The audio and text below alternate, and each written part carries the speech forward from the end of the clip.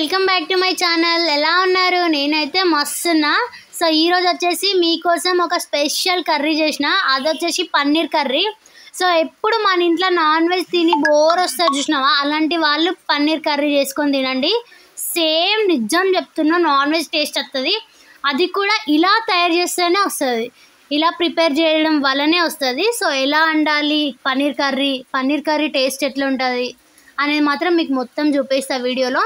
అసలు కర్రీ ఎట్లా ప్రిపేర్ చేయాలో చూడండి, వీడియో మొత్తం మస్తు ఉంటుంది, స్కిప్ చేయకుండా చూడరు వీడియో. ముందైతే కొంచెం ఆయిల్ పోసుకొని ప్యాన్లో కాజు అయితే మంచిగా బ్రౌనిష్ కలర్లో వచ్చేలాగా వేయించేసుకున్నా. సో వేయించుకొని పక్కకి వేసుకున్నా ప్లేట్లో. అండ్ అలాగే పన్నీర్ కూడా పీసెస్ కట్ చేసుకొని, సో ఆయిల్ పోసేసి మళ్ళీ ఆయిల్ హీట్ అయిన తర్వాత పన్నీర్ కూడా వేయించుకుంటున్నా.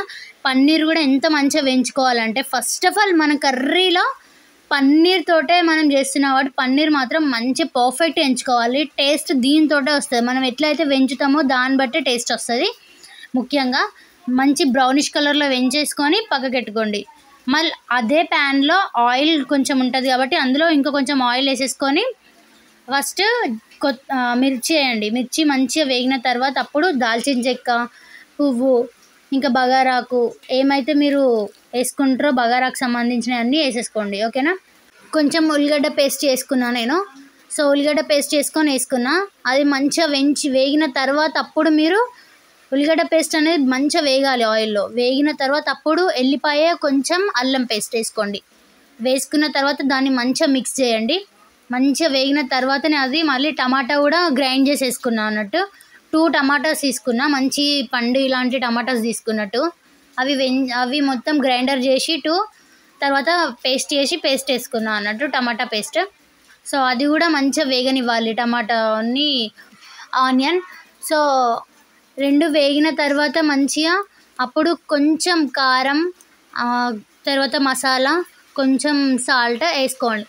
అండ్ తగినంత, కర్రీ అయితే మీరు ఎంత చేసుకుంటారో దానికి తగ్గట్టు కారమైన, ఉప్పైనా, మసాలా అయినా మంచి వేసుకోవాలి, దానికి తగ్గట్టు వేసుకోవాలి. సో నేను ఎందుకు సాల్ట్ తక్కువ వేసుకున్నా అంటే, నేను బగారా రైస్ చేసిన, సో అందుకే అందులో ఎక్కువ సాల్ట్ వేసుకున్నా కాబట్టి ఇలా తక్కువ వేసుకున్నా. అండ్ మనం ముందుగా వెంచుకున్న పిస్తా ఉన్ని పన్నీర్ ముక్కలు వేసుకోవాలి.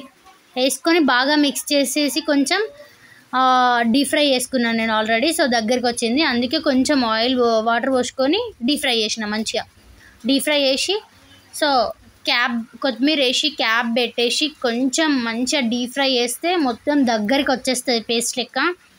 సో మన పన్నీర్ పీస్కి మొత్తం ఉప్పు, కారం, మసాలా అనేది మంచిగా పడుతుంది. సో అప్పుడు మనం ప్లేట్లో వేసుకొని తింటుంటే నా సామి రంగా ఆసమ్ ఉంటుంది, నిజంగా అంత టేస్ట్ ఉంటుంది చూడురి.